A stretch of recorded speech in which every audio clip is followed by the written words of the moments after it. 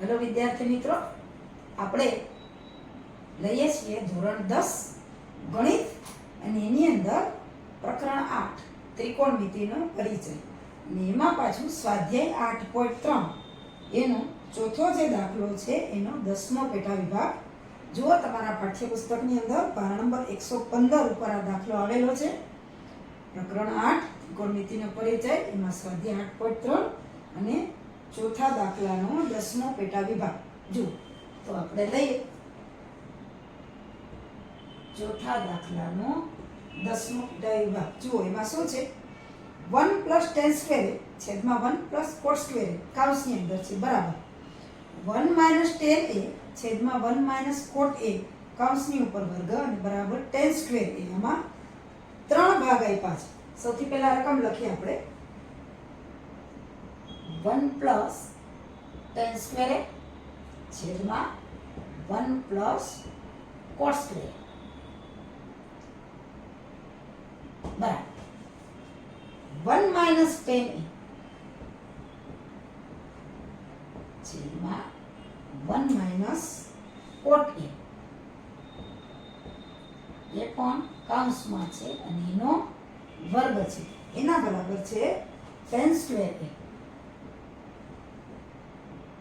સામાન્ય રીતે આપણે બે બાજુ આપી હોય તો એકને લેફ્ટ સાઈડ કહીએ, બીજાને રાઈટ સાઈડ કહીએ, અને લેફ્ટ સાઈડને સાદું આપતા આપણે રાઈટ સાઈડ ઉપર જઈએ. પણ અહીંયા ત્રણ ભાગ છે એટલે આપણે પહેલો ભાગ એને સાદુરૂપ આપશું, બીજો ભાગ એને સાદુરૂપ આપશું અને પછી ત્રીજા ભાગ ઉપર જશું. હવે આપણે લઈએ પહેલો ભાગ. જો 1 + tan સ્ક્વેર a ના છેદમાં છે 1 + cot સ્ક્વેર a. હવે જો આપણને ખબર છે 1 + tan સ્ક્વેર a બરાબર sec સ્ક્વેર a. આપણે નિત્યસમ જોયા છે એવી જ રીતે 1 + cot સ્ક્વેર a બરાબર cosec સ્ક્વેર a નો ઉપયોગ કરતા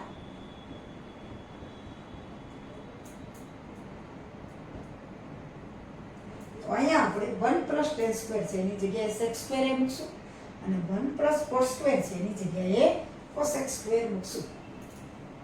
એટલે આપણી પાસે આવશે પહેલો ભાગ 1 + tan સ્ક્વેર a છેદમાં 1 + cot સ્ક્વેર બરાબર આપણે નિત્યસમનો ઉપયોગ કરવાનો છે. 1 + tan સ્ક્વેર એટલે sec સ્ક્વેર a અને 1 + cot સ્ક્વેર એટલે કે cosec સ્ક્વેર a. હવે આપણને ખબર છે sec એટલે 1/cos અને cosec એટલે 1/sin. sec એટલે 1/cos સ્ક્વેર અથવા તો cos a, આપણે આમ કરીએ cos a નો વર્ગ ના છેદમાં 1/sin a નો વર્ગ. sec ને આપણે sin 1/cos, cosec ને આપણે 1/sin માં આવે 1 નો વર્ગ તો 1 જ થશે એના છેદમાં cos સ્ક્વેર a. અહીંયા પણ 1 નો વર્ગ તો 1 જ થશે 1/sin સ્ક્વેર a. આપણે ફક્ત વર્ગ જ કર્યા છે. હવે જુઓ, હવે આપણે આને સાદુરૂપ આપીએ છીએ. આપણો બીજો ભાગ છે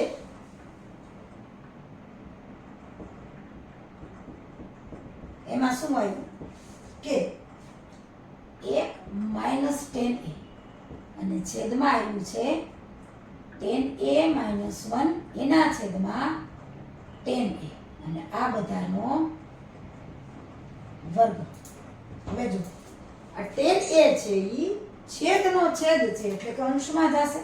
આ tan a ને આપણે ઉપર લઈ લઈએ એટલે કે tan a કૌંસમાં 1 - tan a અને tan a ઓછા 1 અહીંયા મોટો કૌંસ છે એનો વર્ગ. હવે જુઓ અહીંયા 1 ઓછા tan a છે ને અહીં tan a ઓછા 1 છે. જો અહીંયા મારે 1 ઓછા tan a છે એને બદલે tan a ઓછા 1 કરવા હોય એટલે ઉપર નીચે છેદ ઉડી શકે તો અહીં પ્લસ છે એની નિશાની માઇનસ કરવી પડે એટલે આ કૌંસ છે આખો ફરી જશે બરાબર માઇનસ tan a ઓછા 1 છેદમાં tan a ઓછા 1. જો શું કર્યું છે અહીંયા 1 ઓછા tan a હતા એ છેદ ઉડાડવા માટે tan a ઓછા 1 કર્યા. હવે જુઓ ઓછા tan a અને ઓછે ઓછે વત્તા 1 એટલે કાંઈ ફેર નથી પડતો.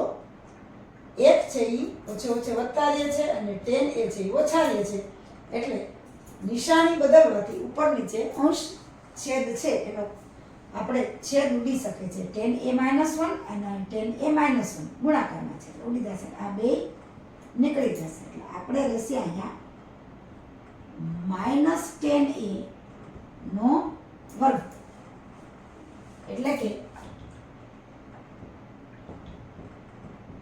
બીજો ભાગ બરાબર. હવે વર્ગ કરવાનો છે વર્ગ તો માઇનસ નો પણ પ્લસ થાય ને પ્લસ નો પણ પ્લસ થાય એટલે -tan a નો વર્ગ બરાબર વર્ગ થાય એટલે tan સ્ક્વેર. કોના બરાબર આવ્યું તો કે બીજો ભાગ શું છે તો કે 1 ઓછા tan a ના છેદમાં 1 ઓછા cot a કૌંસની ઉપર વર્ગ એના બરાબર શું આવ્યું બીજો ભાગ બરાબર tan સ્ક્વેર એને આપણે પરિણામ કહીએ 2. તો પરિણામ 1 આપણે જુઓ કે 1 + tan સ્ક્વેર a છેદમાં 1 + cot સ્ક્વેર a એના બરાબર tan સ્ક્વેર આવે છે અને બીજા ભાગ બરાબર પણ tan સ્ક્વેર આવે છે એટલે કે પરિણામ 1 અને 2 પરથી આમ પરિણામ 1 અને 2 પરથી આપણે લખી શકીએ કે 1 + tan સ્ક્વેર a છેદમાં 1 + cot સ્ક્વેર a બરાબર 1 - tan a છેદમાં 1 - cot a નો વર્ગ બરાબર tan સ્ક્વેર a સાબિત થાય છે. જો આપણે પરિણામ 1 અને 2 પરથી પરિણામ 1 માં આપણે સાદુરૂપ આપ્યું હતું 1 + tan સ્ક્વેર a ના છેદમાં 1 + cot સ્ક્વેર a એના બરાબર પણ tan સ્ક્વેર આવ્યા હતા.